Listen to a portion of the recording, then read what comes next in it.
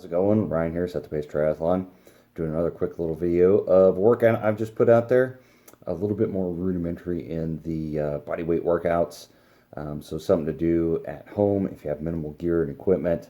Time of this recording, the pandemic and everything going on. You may not have access to a gym. You may not have access to a pool. So we'll get you some workouts that you can do at home. We'll keep you in good shape so when everything kind of comes back online, you'll be ready to get out there and events are kind of happening right now, so we're crossing our fingers for 2021. So hopefully this gets you there. So basically, we're going to start with a little bit of warm up. It can be a quick jog around the block. It could be jump ropes and jumping jacks. Something just to kind of get the blood flowing to the muscles and get kind of warmed up and get kind of ready for movements. And then you get into dynamic stretching, and I think these are key and crucial. I put them in there not as just a placeholder, but I do what you do. I mean, leg lifts, butt kicks, pike stretch, walking lunges, star touch, runner's touch, cars. If you don't know what one is, you can do a little bit of a Google search, or you can send me a message. I can send you examples. But the key is to get about 5 minutes of dynamic movements, and you're not getting a full on hold and stretch, but you want to get around, move around, get the muscles ready to do an activity. So leg lifts. That's just where you're lifting your leg, your knees kind of up to your chest as you're walking around. Butt kicks is where you're kicking your leg up a little bit higher to almost try to kick your rear end with your leg as you're walking. Pike stretch is where you're kind of lay down a V and you walk your legs up to your hands, put your hands back out. Walking lunges. Star touch is when you're standing and you touch your hand to your opposite foot. So you're just bending over, touching the opposite hand, opposite foot. Nothing crazy. You don't want to go super fast. This isn't all about time and speed. This is doing a nice controlled movement. And runner's touch is just where you're running and you kick your leg up and you touch opposite hand, opposite foot, kick it up as you're walking along. So something to kind of get you a little bit stretched out, but you're not doing a static stretch, so you don't want to get that muscle too stretched out. But we want to get the blood pumping to those muscles. So we get that done. Then we get in everybody's favorite push-ups. It's a great movement. As long as you do it right. I put a little bit of a description. I do put links in here to these workouts, so you can click the links, the titles. There should be active links that are on videos on YouTube. If they don't work, just let me know, and I'd love to go in there and fix them and make sure they're right. So there's a right way and a wrong way to do push-ups, and there's a diagram on there, and there's also videos of the right way to do push-ups because you want your hands kind of at nipple level.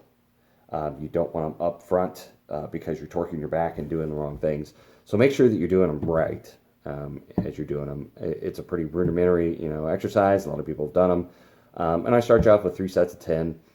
So nothing crazy, but as you find, if you get used to it and you do this multiple times, I've done as much as 100 over the span of a workout. So this one right now, I got you going through 2 times each one of these. So you go through your push-ups, reverse lunges, dead bug, tricep dips, bent over rows of towel, take a little bit of a break, and go through it again.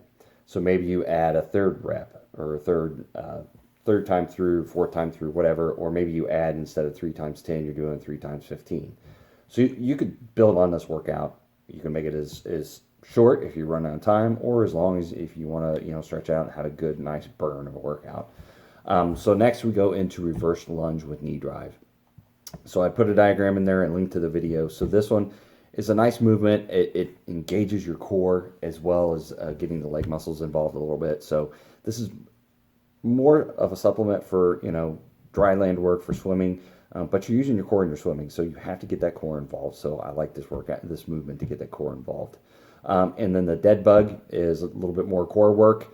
Also, there's thinking about it. When you're doing an opposite leg, opposite hand, that type of thing, it's making your brain kind of work a little bit and getting your muscles used to doing different things and thinking about leg placement, arm placement, and all that other stuff, and then engaging your core. Again, that stuff is crucial when you're swimming. There's a lot of components going on when you're going through the water. So I want you to focus on that. Tricep dips. I love these. You can do them on stairs. You can do them on chairs. You can do them on couches. You can do them on anything. You don't have to have a weight bench to do tricep dips. And you don't have to have weights. If you have a weight, you can do it over the back of the head. Keep the elbows in nice and tight. Or you can do a nice tricep dip on a piece of furniture. So make sure you watch the video and see the diagram to proper ways to get those done. And then bent over rows with a towel. So if you don't have weights, you could do it with something heavy, and that way you don't have to use a towel, and you just kind of bent over rows. You're over a little bit, and you're just pulling. With the towel, it's kind of an isometric hold. So you're pulling that towel and you're almost trying to pull your feet up to your chest and you're holding it. You hold it for a few seconds and you let go. Hold it for a few seconds and you let go.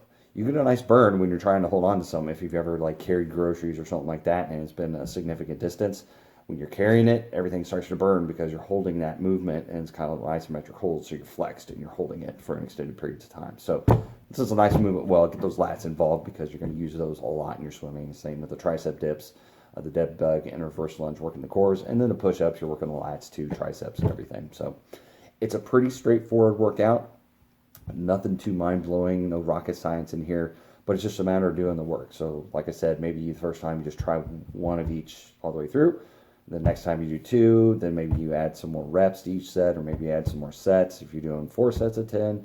Like I said, there's many variations you could do to get a good burn and good workout in this one, and you make it as short as you want, you make it as long as you want. You got 15 minutes to work, maybe you get one rep through, and you're good to go, and you're off doing whatever, running errands, whatever you got to do.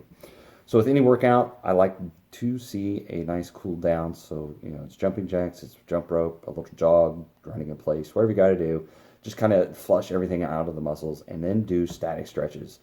Because if you don't, and you work the muscles and you're getting them used to contractions, you're going to be a little bit more prone to being in a contract position. You're going to be a little bit more hunched over because the muscles are used to doing that unless you get them stretched out immediately after you've done the workout. So lengthen everything out. I got a few examples in there: toe touches, quad holds. You could do the couch stretch where you put your foot on the edge of a couch and kind of stretch it out.